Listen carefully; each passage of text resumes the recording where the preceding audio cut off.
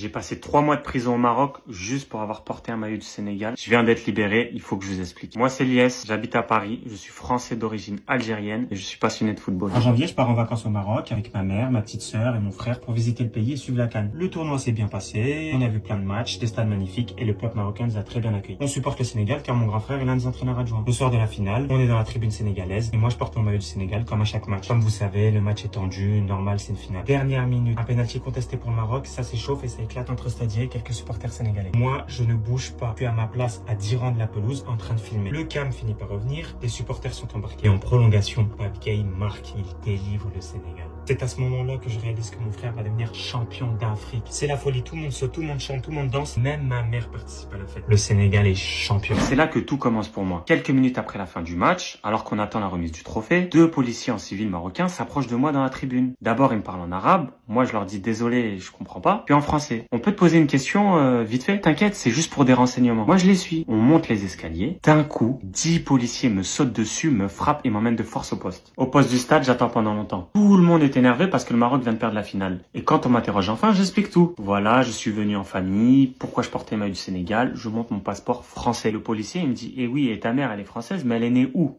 Moi, je lui réponds, en Algérie. Ah, son visage, il change, son attitude, elle change. Pendant ce temps-là, il y a ma famille qui me cherche partout dans le stade. Ils finissent par me trouver, posent des questions. Personne ne veut leur répondre. Ils me mettent les menottes devant ma famille, devant ma mère. Nous, on essaie de s'interposer. On dit, mais qu'est-ce qu'il a fait? Qu'est-ce que j'ai fait? Je comprends pas. Donnez-nous des explications. Ils nous disent rien. Ma mère, elle essaie de s'interposer. Elle dit, mais arrêtez. Elle crie, elle pleure, elle hurle.